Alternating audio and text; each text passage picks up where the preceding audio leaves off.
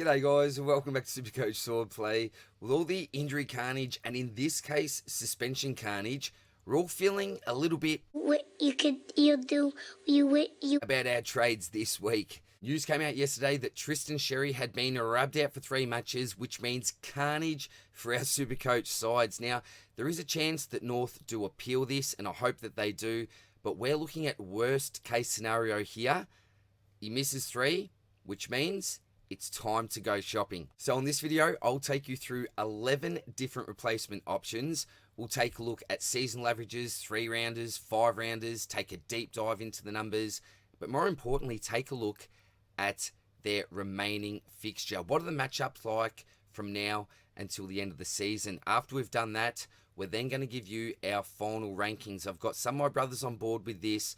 We've got Janath, Scobes, Rookie Coach, as well as SDS. Once I've gone through all the numbers, we're going to give you our final rankings, and we want to hear from you. Who do you think has actually got it right? Now, for those of you that don't have any remaining trades in the bank and you're stuck with Xerri, look on the bright side, glass half full. At least you'll have a really nice pod for the last 3 weeks of the season. So let's get into it. We're going to start with price from the budget all the way up to the red Ferrari. Let's see who's sitting at number 11 and then at number 1 right at the top of the list.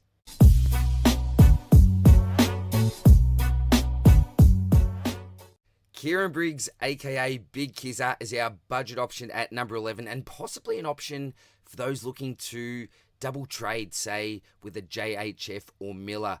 Go low on the rucks and then invest more in the mids or the forward line, for example. But in his own right, he's had a nice couple of weeks, Big Kizza. A 141 against West Coast, then a 114 against Geelong. They're 2 easy matchups, and funnily enough, 2 out of his 4 tons for the year have come up against the Eagles. Unfortunately, we've seen a lot of the floor, but not a whole lot of the ceiling. He does have history, though. If you look back a couple of years when he really burst onto the scene, if he can recapture some of that form to end the season, he could be a decent buy, but injuries and form have derailed his campaign, and we haven't seen a run of 3 consecutive tons this year. Surely it happens this week against the Dons. If you look at that overall average, it is 18th for all ruckmen at under 80, but the 3-rounder and the 5-rounder sits at 7 and 9, so not the worst option that you could look to get, but I think as we go up the list, there'll be plenty of others that you'd much rather have in front. This man certainly isn't one of them. TDK, no way. Now, this may sound harsh, but some Carlton fans are claiming that Mr. Generational has already checked out. Bronx cheers from his own supporters on Thursday night. It was pretty rough. I was there live and actually felt sorry for the bloke. Recently, he's been playing mainly as a forward to cover for Harry's absence, and with Pitter on the side, it now means that he's not remotely in the conversation to be traded in. Also dealing with that larynx issue as well. So after looking like gold to begin with, he has now turned to stone. A 3-rounder of 76.7 and a 5-rounder of 85.8 is an absolute out-and-out disaster, particularly for those that still own the bloke. And another thing I need to mention as well is that all of the matchups that you look, the DVPs, are based on the whole season, not the last 5 or not the last 10. Nank the Tank sits at number 9 and isn't someone that's high on my radar, but some people may look to have at least a bit of a sniff around the big fella. I know a couple that started him this year as a pod and that didn't really work out. But looking back to last year, he does have the potential to go big, give a nice ceiling score. He has to do a lot of the heavy lifting as the captain. He's got a young midfield around him, and let's be honest, he isn't tapping the ball down to the most elite midfield in the world, but he works hard, and those younger players would work taller and, feel more confident when he's around. We should see a nice ceiling score against West Coast this week, although he only went 84 against them earlier on in the year. 4 scores of 125 plus, 5 scores below 90, owns by under 2% of sides. So this is more of that lone wolf, I think. And number 8, Lloyd Meek. He's put 2 nice scores on the board recently with 140 and that 151 against Freo. Has a very low break even of 34. But in saying that, it's pretty irrelevant anyway at this stage. But what's mainly putting me off here is the matchups in red. I don't think Port and Carlton are too bad, but then Rob, D, Cam, Gawn, and the Big O doesn't scream great Supercoach finals run to me. And that's a downfall because if you look at where he sits when it comes to recent form, it's number 3 and number 2 for his 3 and 5 round average. 120 plus over 5 rounds is something you'd take. If we look back to rounds 8 to 12, he had a really poor stretch with a 73, 43, 56 and a 95, but injury played a part in one of those from memory. And fun fact, half of his remaining games are at the MCG and has only punched out 1 ton at the G in 7 games this year. So let's see if this great man can buck the trend. At number 7, we have Jared Witts. There is nothing sexy about the Witts pick. He just seems like that solid workhorse ruckman that could just get the job done most weeks, and a gating tight ruck and a very large human makes it tough for others to score against him. He does rely on hitouts to boost his own scoring. We've seen a rest and a ceiling game lately, and I assume no more rests from here on out. His matchups are relatively friendly with 2 nice fixtures to end the season in your prelim and your Supercoach Grand Final. Only 4 scores above 125 with 2 monster games, that 144 against West Coast and the 163 against the Giants. 3 scores in the 70s and a 50-odd thrown in there as well. May put some people off, but I think it's reasonable to suggest that he can deliver that season average of 105 over the next 6 weeks. Currently in his best scoring patch for 2025 so far. So you want that to continue if you look to get him in. DCAM sits at number 6 on the most expensive list. A very solid ruckman, presents a difficult matchup for others. Now, he's tonned up in 9 of his last 11 matches, with his 2 floor scores being a 70 against XERRI and an 89 last week against Witts. And they're 2 tough sort of matchups, so I think we can forgive him for those 2. He doesn't really let you down, as we just discussed with Witts. Only the 4 scores above 125, which does include a massive 164 against the Giants in round 1 and a 156 against the Saints in round 15, but we would like to see more of that. He seems like a safe and generally reliable ruck with 2 decent matchups to come, 2 difficult matchups to end the season. Now, don't take this as gospel, but my man Scobes mentioned to me that he feels DCAM may be rested at some stage, most likely for Steen.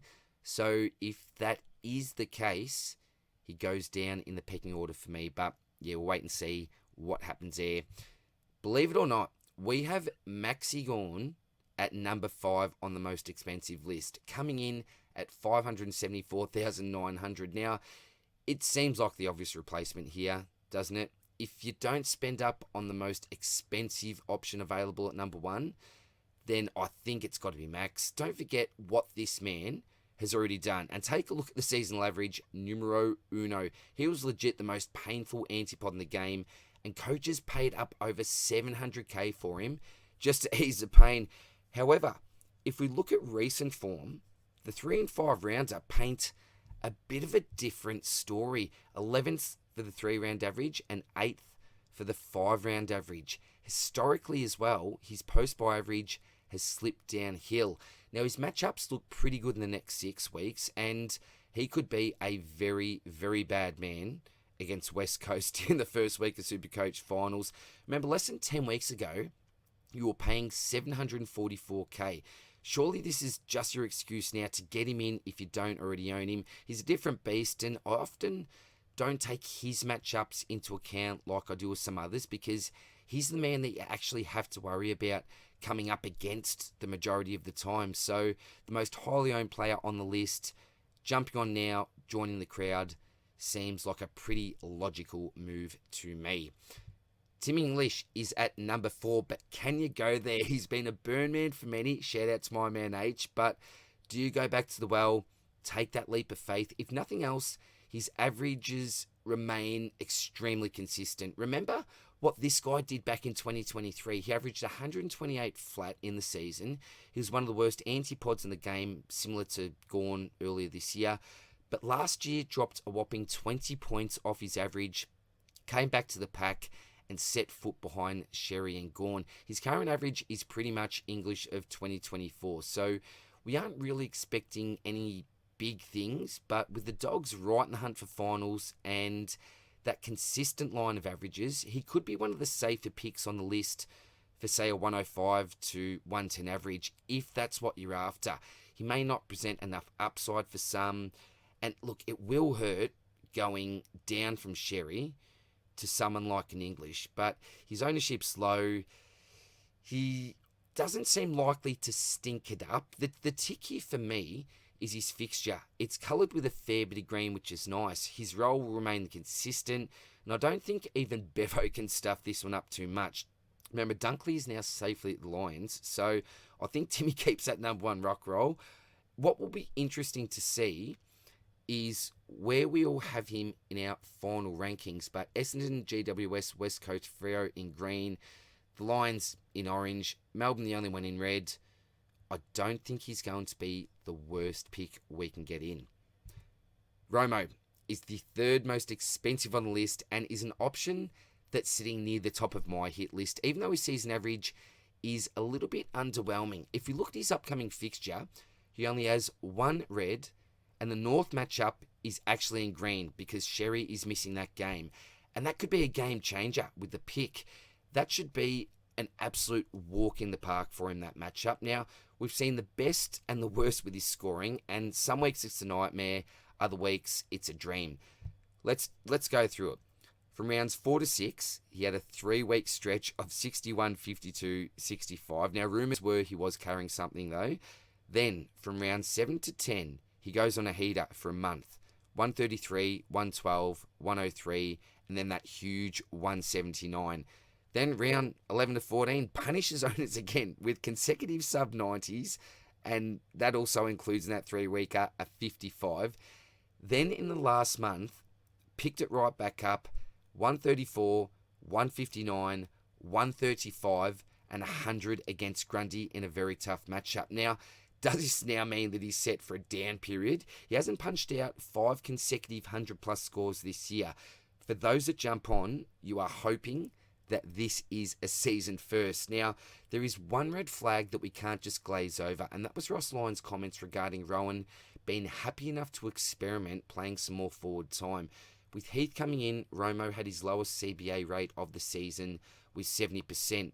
Usually it's an Owens or who's the other one, Akila, that gets in with pretty minimal percentage, but if Heath stays in and gets that 30%, even pushes 35%, this could be a little bit of a concern. It could mean Rowan faces a second ruck at times, which could be a bonus, but overall, this is more of a red flag for me. Is it enough to push him right down the rankings? We'll see very, very shortly. Dogger, you know who this is, number 2, but does he sit at number 2 on our priority list? The big dog has had a massive season, but recently has been a bit of all bark and no bite. Now, what role will he actually play? Ruck, key forward, midfield, who knows? But one thing we know about the Unicorn is that when he's not playing that number 1 ruck role, he's not necessarily a pick we really want in our side. When playing along Shrek in the side, including only full games, we're going to look at rounds 8, 14, 16, 17 and 18. Dog has produced scores of 64, 100, 116, 80 and 84 for an average of 88.8. The 2 partial Darcy games, he scored a 122 and 111. So without doubt, Shrek affects his scoring. We even saw when Shrek played those partial games, he went back up to that 122 and 111 mark. But here's the Unicorn. He has 3 160 plus scores, including a 186 against Essendon. His other ceiling scores were against Port and West Coast, who he does play again. But remember, he was the number 1 ruck in these matches, and the oppo suggests that he likes to bully up on the easier matchups as well. It's a bit of a different case this time because we are assuming that Shrek is in the side. So because of that fact, I'm not a huge fan because of the question marks. With Shrek out, or if Shrek was out, he would be close to my number 1 option. However, I just can't put him that high. The most expensive player that money can buy is Brodie Grundy, sitting with a price tag of over $730K. Now, if you shop at Gucci and eat at, I'm not a fancy eater, one of, say, Gordon Ramsay's restaurants, they're expensive, aren't they? Then this is for you. Kudos if you already own this man and saw this coming. His form line is absolutely off the charts, and if his upcoming fixture run is anything to go by, then I can see this 5-round average continuing to stay around the 150 mark, if not higher. I'll say it, if not higher. If money isn't a worry and you can afford to bring him in using a single trade, do this without any hesitation. It will be your easiest trade of the year. If it takes 2 trades and you're already down to your final 2 or 3, then you need to ask yourself one question. Do I feel lucky? Well, do you, punk? If you feel the Supercoach gods will be kind and you'll get lucky with some injuries, then run the gauntlet and enjoy some massive VC scores. That in itself may sway some people over the line, as getting the C right at this stage of the season is as crucial as ever. There are so many juicy options here for him. Here are his last 8 scores. So form over a 2-month period. 135, 109, 161, 155, 159, 179, 127, and 154. That speaks for itself. And with an extremely low ownership, he may be your ticket to glory. However, if you're too greedy and break your team for him, it may hurt you down the line, and those that save their last trade could get a leg up in the final weeks. So to send it or not to send it, I am still very much undecided. So if we take a look at all the averages put up against each other here from the seasonal 3-rounder to 5-rounder, we can see that Gawn sits at number 1 for the season, followed by Grundy, Dogger, Cameron, English, Witts, TDK, Meek, Marshall, Nank, and Briggs. The 3-rounder and the 5-rounder, however, do paint a bit of a different picture. What remains consistent is Grundy at number 1 and 2 on these lists. 3-rounder and 5-rounder, it is Grundy, then absolute daylight. We see Romo, Meek, Witts, Nank, English, Briggs, Cameron, Gawn, Jackson, and then TDK all the way down at 11. Same for the 5-round with TDK. That's why he is absolutely nowhere near our trading considerations for the week. Meek actually sits at an impressive 2nd spot for the 5-rounder. Romo again, so recent form suggests that Marshall and Meek are 2 guys that you really take a solid look at. We can see Cameron there that sits next on the 5-rounder, but on the 3-rounder sits at number 8 there. And Timmy English is very consistent. 5th for the season, 6th for 3-rounder, and then 5th for the 5-rounder. Other names we'll take a look at in a sec, because what we're going to do now is take a look at our final rankings. Who do we think are the best options for you to bring in this week? So here's our rankings, all 5 of us here. Obviously started with myself, Janath, Scobes, Steve from SDS, and then Rookie. What's obvious here? Well, we've got 3 names that we all agree on. That's Grundy at 1, Gawn at 2, and then TDK dead last, which none of you will be surprised about. Now, myself, Jonathan Scobes agree that Romo sits at number 3, but Steve and Rookie see that slightly differently. English, we all have mid-range, that 4 to 7. Nank sits with a small range between 8 to 10, so not a lot of love there. Now, Scobes has a lot of faith in Big Kizza, allocating him a top 5 ranking, but no one else here shares the faith with all other rankings between 8 to 10. And given the fact he thinks DCAM will get a rest, Scobes differs from the pack and has him rated at 8. Rookie has him pretty high at 3, Janath at 4, myself at 5, and Steve at 6. Scobes is a resident Pies man though. Janath given Big Witsy a whack there, hasn't he? Ranking him at 10, whereas Rookie has given him a nice seat at the table, placing him at number 4. Myself, Steve, and Scobes all agree that he sits at around 7. Meek's a little tough to gauge with rankings from 4 to 9. Steve is a Hawk supporter and has him at 9, so not showing much faith in his boy there, so possibly a bit of buyer beware. Now, this is where things start to differ and we find it a little bit hard to agree on. Look at Big Dogger there. So we've got Steve highest at number 3, then you get number 5 with Rookie, myself coming in at 6, Janath at 7, and Scobes all the way down at 9. He is a player that we just cannot agree on. Now, you'll see that there are a couple of asterisks with the picks there. Janath's got one there on Dogger, and I've actually got one there myself. And a lot of this is dependent on all of these question marks around the pick. What actually happens with Dogger? If Shrek's out, then I'm sure he goes up the list for most of us there. Is that something that Rookie may be taking into consideration here? Will Shrek play the remainder of the games? Will he get a rest like Scobes thinks that Decam will? Now, keep in mind that we are no experts here, not claiming to be experts, just having a little bit of fun and doing our best to try to predict where these blokes are going to finish from now until the end of the season. But let me know what you think. Who's got it right here? Who are you going with? Is it myself, Janath, Scobes, Steve, or Rookie? I'll tell you what, if we can get, let's say, 50 comments and 100 likes on this video, I'll give a prize out on next week's podcast. And if you are keen to support the Swordplay crew, please head to our website and get your hands on a beanie, a t-shirt, a polo, a jumper, a notebook. Everything goes to support the Royal Children's Hospital as well. And we'd really appreciate your support there as well. So, guys, if you do not own Tristan Sherry for any reason, then just sit back, relax, and watch all of us scramble and squirm to try to find the best option. If you've got enough money, just go with Big Brody Grundy. If not, I think Max Gorn is a safe option there. And then apart from that, throw a blanket over these blokes. It's whoever you like yourself. So that's it for now, guys. Stay tuned for the potty tonight. All the best of luck, and we'll see you soon in the next one. Cheers, bye.